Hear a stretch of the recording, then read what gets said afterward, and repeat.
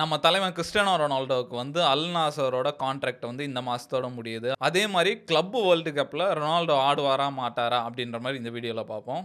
நம்ம தலைவன் ரொனால்டோ பத்தி சொல்லவே தேவையில்ல. அவர் அத்லட்டுக்குலாம் அத்லட்டு, செலிபிரிட்டீஸ்க்குலாம் celebrities. Ronaldo is a goat bro. ஆனானப்பட்ட சல்மான் கானே இருந்தாலும் ரொனால்டோ அவர் நடந்து வரும்போது ஓரமா தான் நின்றாகணும். அந்த அளவுக்கு ஒரு பெரிய லெஜண்ட்னே சொல்லலாம். நான்லாம் ரொனால்டோக்கு ஒரு வெறித்தனமான ஃபேனு. எப்படி நம்ம பசங்கலாம் எப்படி விஜய், அஜித்லாம் பார்த்துட்டு இந்த மாரி ட்ரெஸ் பண்றது, இந்த மாரி ஹேர் கட் பண்றது அந்த மாரிலாம் இருப்பாங்க. தமிழ் சினிமா ஆக்டர பார்த்தா அந்த மாரிலாம் மாறணும் அப்படிலாம் தோணவே இல்ல. ஆனா எனக்கு ரொனால்டோவ பார்த்தா தான் ரொனால்டோ மாரி பண்ணணும். அவரு மாரியே 2 காது குத்துறது, அவரு மாரியே ஹேர் ஸ்டைல் வைக்கிறது அந்த மாரி வெறித்தனமான ரொனால்டோ ஃபேன் நானு. இப்போ நாங்கனாப்பெல்லாம் யார்? ஃபுட்பால் டீம்லலாம் இருக்கும்போது 7ஆம் நம்பர் ஜெர்சி தான் வேணும்னு அடம் பிடிக்கிறது. அதுக்கப்புறம் என்னோட ஃபேஸ்புக், இமெயில் ஐடிலாம் எப்படி இருந்ததுன்னா, ரொனால்டோ தீப்பு அப்படிலாம் வச்சுட்டு சுற்றி இந்த காலம் இருக்குது. அந்த மாரி நம்ம எல்லாருமே ரொனால்டோவுக்கு ஃபேனா இருந்திருப்போம். அவரோட ரெக்கார்ட்லாம் சொல்லவே தேவையில்ல. ஏன் இப்போ சவுதிக்கு போயிட்டு அல் நாசர வந்து அரப் கப் வின் பண்ண வச்சாரு. அல் நாசர்ல first player to win golden boot Ronaldo தான். அவர்கிட்ட வந்து 5 சாம்பியன்ஸ் லீக் ட்ராஃபி இருக்கு. அவர் தான் வந்து போர்ச்சுகல வந்து யூரோ கப் வின் பண்ண வச்சாரு. அதுக்கப்புறம் வந்து 5 கோல்டன் பால் வச்சிருக்காரு. 4 FIFA ட்ராஃபி வச்சிருக்காரு. 4 கோல்டன் பூட் வச்சிருக்காரு. இந்த கிளப்ல ஆடி கூட 99 கோல்ஸ் அடிச்சிருந்தாரு. அதுக்கப்புறம் உலகத்திலே first person to score 900 goals கூட இவர் தான் வச்சிருக்காரு. ஆமா. அது ஒரு முக்கியமான அச்சீவ்மென்ட். ரீசென்ட்டா ஒரு இன்டர்வியூல கூட சொல்லியிருந்தாரு. என்னோட எய்மே வந்து 1000 கோல் அடிக்கணுன்ட்டு. இப்போ கரண்ட்டா இவர் வந்து 921 கோல் அடிச்சிருக்காரு. லாஸ்ட் சீசன்லயே 50 கோல்ஸ் அடிச்சிருக்காரு.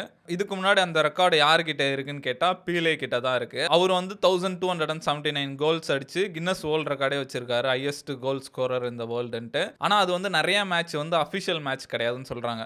அபிஷியலா கனெக்ட் பண்ணா 762 கோல்ஸ் தான் அடிச்சிருக்காரு. 3rd பிளேஸ்ல இருக்காரு. 2nd பிளேஸ்ல வந்து மெஸ்ஸி வந்து 850 கோல்ஸ் வச்சிருக்காரு. இப்போதைக்கு ரொனால்டோ வந்து ஃபர்ஸ்ட் பிளேஸ்ல 921 கோல்ஸ் அடிச்சிருக்காரு. இன்னும் ஒரு 79 கோல் தான் இருக்கு. மனுஷன் அசால்ட்டா அடிச்சு அந்த ரெக்கார்ட பண்றாருன்னு நினைக்கிறேன். இப்போ கரண்ட் நியூஸ் என்னன்னா, ரொனால்டோவோட அல் நாசர் கான்ட்ராக்ட் வந்து முடிவுக்கு வருது. இந்த மந்த் ஜூனோட முடியுது. இப்போ அவரே வந்து ஒரு எக்ஸ்ல ஒரு போஸ்டும் போட்டாரு. தி சாப்டர் இஸ் ஓவர்னு போட்டாரு. கீழ வந்து தி ஸ்டோரின்னு போட்டு கொஸ்டின் மார்க் போட்டு ஸ்டில் பீயிங் ரிட்டன் போட்டிருக்காரு. அவர் என்ன சொல்ல வர்றாருன்னா, கான்ட்ராக்ட் முடியுது. ஆனா ஸ்டோரி இன்னும் முடியல. அடுத்து நான் தொடர்ந்து பண்ணுவேன் அப்படின்ற மாரி சொல்லியிருக்காரு. இது எப்போனா 2023ல வந்து அல் நாசர் ஜாயின் பண்ணாரு. சீசனுக்கு 75 மில்லியன் அப்படின்ற மாரி கான்ட்ராக்ட் போட்டிருந்தாங்க. அப்போ வந்து ஒரு பெரிய விஷயமா பார்த்தாங்க. ரொனால்டோ வந்து சவுதி போறத வந்து இது ஒரு பெரிய ஸ்மார்ட்டான மூவா சவுதி பண்றாங்க. அவ்வளோ பெரிய ஸ்டார உள்ள கொண்டு வந்தா நெறைய அட்டென்ஷன் வரும்னு நெனச்சாங்க. அதே மாரி தான் நடந்தது. ரொனால்டோ உள்ள வரவும் நெறைய அட்டென்ஷன் கிடைச்சது. அப்புறம் அல் நாசர் டீ-ஷர்ட்லாம் வந்து வேற லெவல்ல செல் ஆச்சு. அதுக்கப்புறம் அங்க நெறைய பாக்ஸிங் மேட்ச் நடத்துனாங்க. அதுல ரொனால்டோ வந்து கெஸ்ட்டா வந்திருந்தாரு. அது ஒரு பெரிய அட்டென்ஷன் கிடைச்சது. அவங்க நெனச்ச மாரியே அதுல நடந்தது. அதே மாரி அல் நாசருக்கும் நெறைய பெனிஃபிட்ஸ் கிடைச்சது. 105 மேட்ச்ல 99 கோல்ஸ் அடிச்சாரு. அதுக்கப்புறம் வந்து ஃபர்ஸ்ட் டைமா வந்து அரப் கப்ப வின் பண்ண வச்சாரு. அதுக்கப்புறம் first player to win golden பூட்லாம் வாங்குனாரு. கிளப்புக்கும் நெறைய பெனிஃபிட்ஸ் இருந்தது இதனால.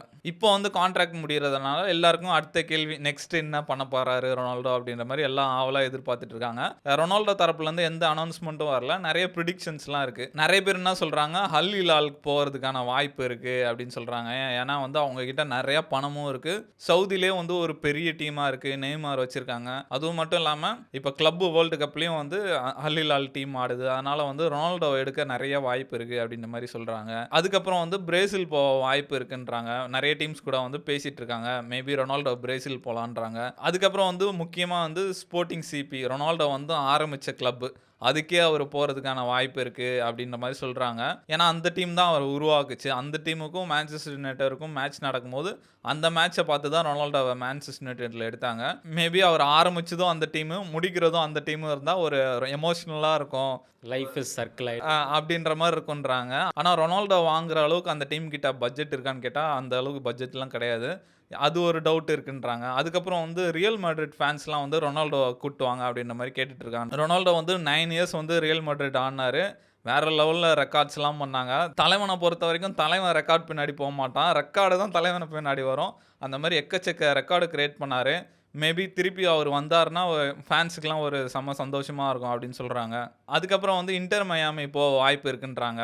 இதுவரைக்கும் ரொனால்டோ, மெஸ்ஸி சண்டை போட்டு தான் பார்த்துருக்கோம். 2 பேரும் ஒரு டீம்ல இருந்தா எப்படி இருக்கும்? அது செம்மையா இருக்கும். போக வாய்ப்பு இருக்குன்றாங்க. அப்படி இல்லன்னா இந்த MLS மேஜர் லீக் சாக்கர் அதுல வந்து ஏதாவது ஒரு டீம் கூட ஆடுனானா, ரொனால்டோ வெர்சஸ் மெஸ்ஸி மாரி வரும். அதுவும் பயங்கர இன்ட்ரெஸ்டிங்கா இருக்கும். அதுக்கு நெறைய வாய்ப்பு இருக்கு அப்படின்னு மாரி சொல்றாங்க.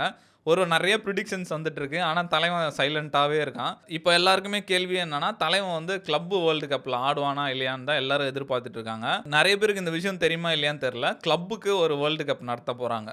FIFA தான் நடத்துறாங்க. ரீசென்ட்டா கூட FIFAவோட பிரசிடென்ட் வந்து ஸ்பீடோட ஸ்ட்ரீம்ல போய் கலந்தாரு. அப்போ வந்து அவர்கிட்ட வந்து FIFA கிளப் ஃபுட்பால் வேர்ல்டு கப்போட பால் குடுத்தாரு. இந்த பால் வச்சுக்கோங்க. கப்பும் காமிச்சாங்க. கப்பும் வந்து பார்க்கறதுக்கே பயங்கர இன்ட்ரஸ்டிங்கா இருக்கும். இதுவரைக்கும் வேர்ல்டுல யாருமே அந்த மாரி ஒரு கப்பு டிசைன் பண்ணல. எப்படின்னா ஒரு கீ இருக்கும். அந்த கீ போட்டு ஓப்பன் பண்ணா அந்த கப்பு ஓப்பன் ஆகும். அது செம்மையா இருந்தது. ஃபர்ஸ்ட் வந்து பிரசிடென்ட் ட்ரம்ப்ப வச்சு ஓப்பன் பண்ணி காமிச்சாரு. இப்போ வந்து ஸ்பீடோட ஸ்ட்ரீம்ல எடுத்துட்டு வந்து காமிச்சாரு. ஸ்பீடு கிட்ட பால் குடுத்துட்டு, "பால பத்திரமா வச்சுக்கோங்க. மேட்ச் ஆரம்பிக்கும்போது குடுத்துருங்க. இத வச்சு தான் ஸ்டார்ட் பண்ணலாம்." அப்படின்ற மாரி சொன்னாரு. அந்த ஸ்ட்ரீம்லயே சொன்னாரு, "கிளப் வேர்ல்டு கப்பு உன் ரூம்ல இருக்கு. பார்த்துக்கோ நீ எவ்வளோ பெரிய ஆள் ஆயிட்ட." அப்படின்ற மாரி சொன்னாரு. அது செம்மையா இருந்தது. அப்போ வந்து ஒரு ஹிண்ட் மாரி குடுத்தாரு. ரொனால்டோ வந்து கிளப் வேர்ல்டு கப்ல ஆடுறதுக்கான வாய்ப்பு இருக்கு அப்படின்ற மாரி சொன்னாரு. ஃபுட்பால பொறுத்தவரைக்கும் வேர்ல்டு கப் இருக்கு. நேஷனல் டீம் ஆடுவாங்க. அத வச்சு நம்ம வேர்ல்டுலே பெஸ்ட் கண்ட்ரின்னு எதுவும் சொல்லலாம். ஆனா கிளப்புக்குன்னு ஒண்ணு இல்ல. வேர்ல்டுலே பெஸ்ட் கிளப்ன்னு சொல்றதுக்கு எதுவுமே இல்ல. அதனால வந்து கிளப்புக்குன்னு ஒரு வேர்ல்டு கப் கொண்டு வராங்க. இது எப்படி செலக்ட் பண்றாங்கன்னா, எல்லா கண்ட்ரீஸ்லயும் வந்து டாப் 2 டீம்ஸ் வந்து அந்த டோர்னமென்ட்ல ஆடுவாங்க. மொத்தம் 32 டீமு. ஜூன் 14ல இருந்து ஜூலை 13 வரைக்கும் நடக்குது. இதுல வந்து ரொனால்டோ டீம் செலக்ட் ஆவல. அல் நாசர் செலக்ட் ஆவல. ஆனா FIFA என்ன சொல்றாங்க, ஒரு ஸ்பெஷல் டிரான்ஸ்ஃபர் விண்டோ நாங்க கொண்டு வரப்போறோம். பிளேயர்ஸ வந்து டீம் வாங்கிக்கலாம். ஒரு 2 வாரத்துக்கு, 1 மாசத்துக்கு மட்டும் அந்த பிளேயர டீம் வாங்கிக்கலாம்னு சொல்றாங்க. இப்ப நெறைய டீம் கிடையாது. பார்சிலோனாலாம் வந்து கிடையாது. ஏன்னா கண்ட்ரிலயே டாப் 2 டீம்ஸ் தான் வருது. இப்போ ஒரு பெரிய பிளேயர் வந்து பார்சிலோனா ஆடிட்டு இருப்பாரு. ஃபேன்ஸ் எதிர்பார்ப்பாங்க கிளப் ஃபுட்பால்ல அவர் இருக்கணும்ன்ட்டு. மேபி அந்த பிளேயர வந்து நம்ம வாங்கிக்கலாம். வேற ஏதாவது டீம் வாங்கிட்டு இந்த 1 மாசம் மட்டும் வாங்கிக்கலாம் அப்படின்னு மாரி சொல்றாங்க. FIFA பிரசிடென்ட்டே என்ன சொல்றாருன்னா, ரொனால்டோ கான்ட்ராக்ட் முடிஞ்சிச்சு. மேபி யாராவது ஒரு டீம் வந்து இத பார்க்குற இந்த வீடியோவ பெரிய டீம்ஸ்லாம் பார்த்துட்டு இருப்பீங்க. மேபி ரொனால்டோ யாராவது வாங்குனீங்கன்னா வாங்கிக்கோங்க அப்படின்ற மாரி சொல்லியிருக்காரு. ஏன்னா ரொனால்டோ தான் வந்து உலகத்திலே ஹையஸ்ட் கோல் ஸ்கோரர் அவர் தான். பெரிய ஃபேன் பேஸ் வச்சிருக்கிறது அவர் தான். அவர் வந்து அந்த டோர்னமென்ட்டுக்கே பெரிய லெவல்ல ஒரு அட்டென்ஷன் கிடைக்கும். அதனால எப்படியாவது ஏதோ ஒரு டீம் வாங்கணும்னு தான் நினைப்பாங்கன்னு நினைக்கிறேன். ஆனா ரொனால்டோ தரப்புலேருந்து இன்னும் சைலண்டாவே இருக்காங்க. எந்த அனௌன்ஸ்மென்ட்டும் வரல. மேபி அவர் இந்த டீம் ஏதாவது வாங்கியிருக்கு. கிளப் வேர்ல்டு கப் ஆடுறாங்க அப்படின்னாங்கன்னா வேற லெவல்ல இருக்கும். மெஸ்ஸியோட டீம் ஆடுது. இன்டர் மயாமி ஆடுது. அப்போ ரொனால்டோ ஏதாவது ஒரு டீம் ஆடுனாருன்னா மெஸ்ஸி வர்சஸ் ரொனால்டோ நம்ம பார்க்கலாம். ஃபேன்ஸுக்குலாம் வந்து பயங்கர எக்ஸைட்டிங்கா இருக்கும். அப்படின்ற மாரி FIFAவோட பிரசிடென்ட்டே சொல்லியிருக்காரு. ரொனால்டோ எந்த கிளப்ல ஆடுறாருன்னு தெரில. ஆனா அவரு ஆசைப்பட்ட மாரியே அவங்க பையன் வந்து போர்ச்சுகல் நேஷனல் டீம்ல ஆடிட்டு இருக்கான். அதுவே அவருக்கு ரொம்ப பெருமையா போட்டிருந்தாரு. இந்த மாரி நம்ம பையன் வந்து ஜாயின் பண்ணிட்டான்னு. ஆனா அந்த அந்த லெகசிய கன்டின்யூ பண்ணுவானான்னு தெரியல. இப்ப அந்த பையன் மேல வந்து பயங்கர பிரஷரா இருக்கும். ஏன்னா இப்ப ஆடும்போதே ரொனால்டோ பையன், ரொனால்டோ பையன், ரொனால்டோ பையன் தான் சொல்லிட்டு இருப்பாங்க. பையன் பிரேக் பண்ணி வரானான்னு பார்க்கணும். அந்த மேட்ச் பார்த்தேன். அவரு நல்லாவும் ஆடுறாரு. ரொனால்டோவும் அந்த மேட்ச் பார்க்க வந்திருந்தாரு. அப்போ ஃப்ரெண்டு கிட்ட சொல்லுவாரு, "பையன் வந்து என்னோட பெரிய ஆள் ஆவான்னு நினைக்கிறேன்" அப்படின்னுவாரு. அப்போ அவர் ஃப்ரெண்டு கேட்பாரு, "உன் அளவுக்கு வெறி இருக்கும்னு நினைக்கிறியா? அதுதான் இங்க பிரச்சனையே" அப்படின்ற மாரி சொல்லுவாரு. அதெல்லாம் பயங்கரமா இருந்தது. இப்போ ரொனால்டோ பத்தி சொல்லணும்னா, அவர மாரி ஒரு பிளேயர் அத்து வருவாங்களான்னு தெரியாது. அந்த மாரி மனுஷன் ரெக்கார்ட் பண்ணிட்டாரு. ரீசென்ட்டா நான் ஒரு ரீல் கூட பார்த்தேன். இந்த போக்பா கூட சொல்லியிருந்தாரு. நானும் எவ்வளோ பிளேயர் பார்த்துருக்கேன். ஜ்லட்டான்லாம் பார்த்துருக்கேன். ஆனா யாருமே ரொனால்டோ அளவுக்கு டிசிப்ளின் கிடையாது. எவ்வளோ பெரிய ப்ரொஃபஷனல் பிளேயரா இருந்தாலும் ஒரு நாளாவது ரெஸ்ட் எடுப்பாங்க. ஆனா நான் ரொனால்டோ வந்து ரெஸ்ட் எடுத்தே பார்த்ததில்ல அப்படின்ற மாரி சொன்னாரு. டிசிப்ளின் வந்து ரொனால்டோவ யாருமே அடிச்சுக்க முடியாது அப்படின்ற மாரி சொன்னாரு. அது பயங்கரமா இருந்தது பார்க்க. என்னதான் எவ்வளோ பிளேயர் வந்தாலும், மெஸ்ஸி வெர்சஸ் ரொனால்டோ வந்தாலும் நம்மளுக்கு எப்பவுமே நம்ம தலைவன் ரொனால்டோ தான். இந்த வீடியோ யாராவது ரொனால்டோ ஃபேன் பார்த்துட்டு இருந்தீங்கன்னா, கமெண்ட்ஸ்ல வந்து CR7 ஃபாரெவர்ன்னு கமெண்ட் பண்ணுங்க.